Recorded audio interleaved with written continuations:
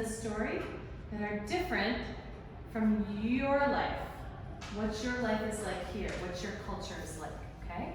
So this is a folk tale, and we're going to pay attention to all the important things in a folk tale, like who are the characters? Where is it happening? What's the setting? What problems and solutions do we have? And what lesson do we learn? But I also want you to keep an eye out for something different from your life. Something that, for example, like, do they wear different clothes? I already know. Do they eat different food? Do they have a different belief system? Do they look a different type of religion? Okay? So try to pay attention for what do you notice that's different from your life. Okay, here we go. Once, oh small children, round my knee, there were no stories on earth to hear. All the stories belong to Naomi, the sky god. Now, is that different from something we believe? No. Do we believe in Naomi, the sky god? No. So maybe there's one thing that you notice already that's different from your life. So Naomi, the sky god, kept all the stories in a golden box next to his royal stool. Yes. Now take a look at this picture. Look at this village they live in. Look at their homes. Does this look like a house we have here in Bahrain? No. No, super different. What do you think this house is made of? Sticks. Yeah. Sticks? Maybe Their house is palm made out of sticks. leaves? Okay. Anansi, the Spider-Man, wanted to buy the sky god's stories. So he spun a web up to the sky. He's like a Spider-Man. Isn't that cool? Yeah. Now, do you think you can really spin a spider web and take you all the way up to the sky? Because folktales, they're not real stories, are they? They're stories that we learn a lesson from. When the sky god heard what Anansi wanted, here he is. This is the sky god, Naomi. When he heard what Anansi wanted, he laughed. Ha ha!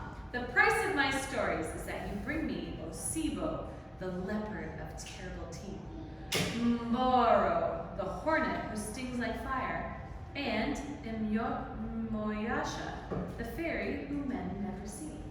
Now, do those words sound like English or Arabic words? No. What language do you think they're using? Indian. Is this from India? African. Yeah, an African language. And Nancy bowed and answered, I shall gladly pay the price. Ha! Chuckled the sky god. How can a weak old man like you, so small, so small, so small, pay my price? But Anansi merely climbed down to earth to find the things that the sky god demanded. Now, before we keep going, a lot of the times in these folk tales, they're teaching you a lesson about being very smart and clever. So what problem does Anansi have? This one. Wait, no, you don't have to get up. Just tell me with your words, Latifa. Yes, you see the picture on the back wall. But what problem does he have? What does he need to do? Here.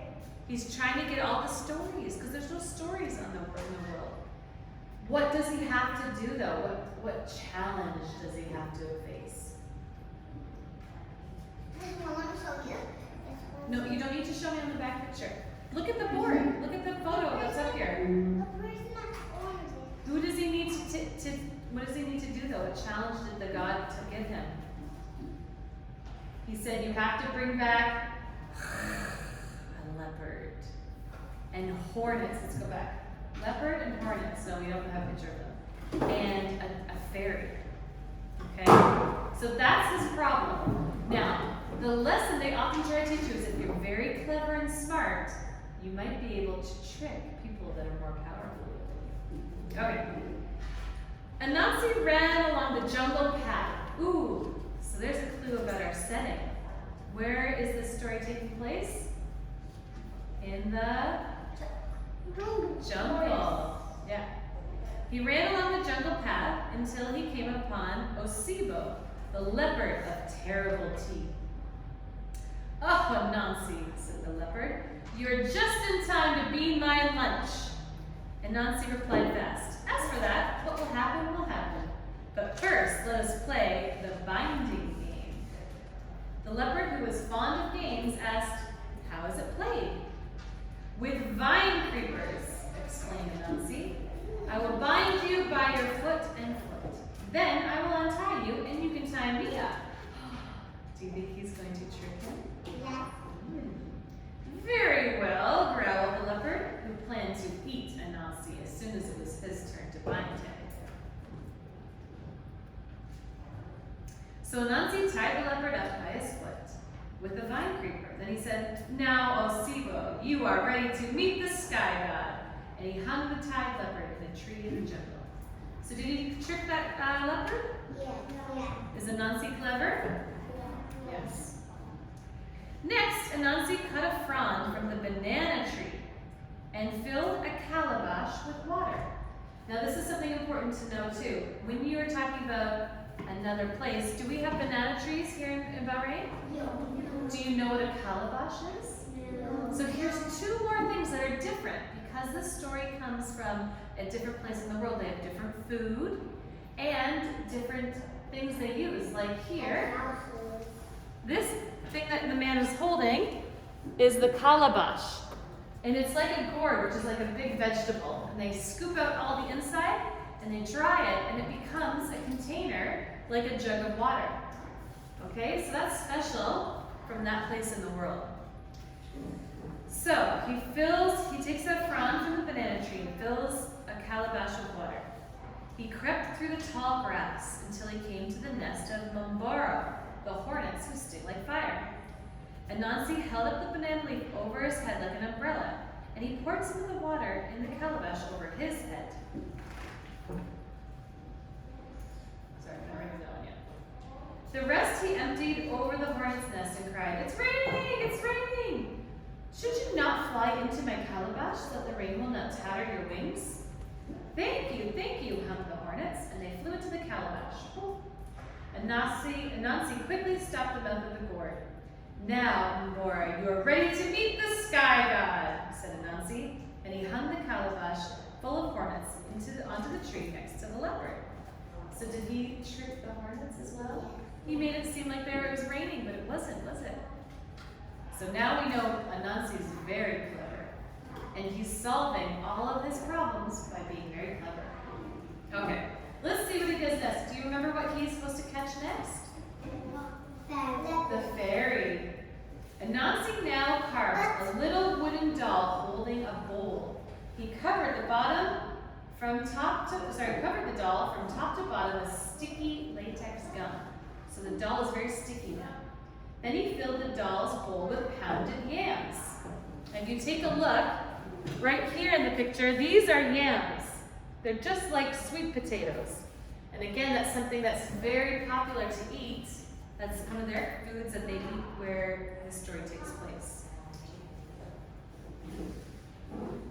He set the little doll at the foot of a tree where fairies like to dance. He tied the one end of the vine around the doll's head, holding the other in his hand. He hid behind a bush. In a little while, Moesha, a fairy who no man sees, came dancing to the foot of the tree. There she saw the doll holding a bowl of yams. Moesha said, "Come, baby, I'm hungry. May I eat some of your yams?" Anansi pulled at the vine in his hiding place, so the doll seemed to nod its head. So the fairy took the bowl from the doll and ate the yams. "Thank you, Gum Baby." But when the doll didn't answer, the fairy got angry. "Why don't you reply when I say thank you?" "Gum Baby, I will slap you if you don't answer me." So the fairy slapped the doll, and her hand got stuck. So she slapped the doll again, and her other hand got stuck. Now she was stuck to the doll. "Let go of my hand," she said. Now Anansi came out of hiding. "You are ready to meet the sky god, Moesha." And he carried her to the tree where the leopard and the hornets were waiting. Okay, that's him carrying her to the tree. Anansi spun a web around Osibo Nasibo, Mubara, and Mawasha. Again, all those names sound like African names, yes? Different language. Then he spun a web to the sky. He pulled his captives behind him and set them down at the feet of the sky god. Oh, Nayami, said Anansi, bowing low, here's the price you ask for your stories. Osibo, the leopard of terrible teeth, Mubara, the hornets who sting like fire, and Moesha, the fairy whom men never see.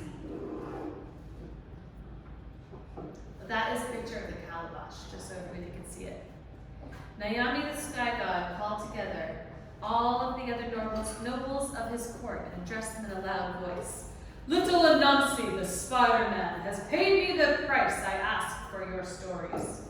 Sing his praise, I command you. From this day going on forever, proclaimed the sky god, my stories belong to Anansi and shall be called Spider Stories. Yay! Shouted all of the nobles. So Anansi took the golden box of stories back to Earth, to the people of his village. And when he opened the box, all of the stories scattered to the corners of the world, including this one. This corner of the world we're in right now. I wanted to point out, look at the clothes the ladies are wearing. Do these look like clothes that we wear in Bahrain? No. And do you know what they're doing with this? No. What do you think they might be doing? A drum. A drum? It looks a little like a drum. Do you push a stick inside of a drum though? No. No. Any other guess? Me. What do you think they're doing, Lena? I'm sorry, Lena? A mop? It does look like a little like a mop going in a bucket. This is actually, Making a food. oh, that's a good guess, Ahmed. They are making, this is one thing, they crush the grain that they use and they make kind of their flour. So this is one of their ways of making food there. Do we make our food like that here? No. So you saw lots of different ways that people have different lives and they have different clothes and food and plants and stories and gods and religion than we have here. Okay. No.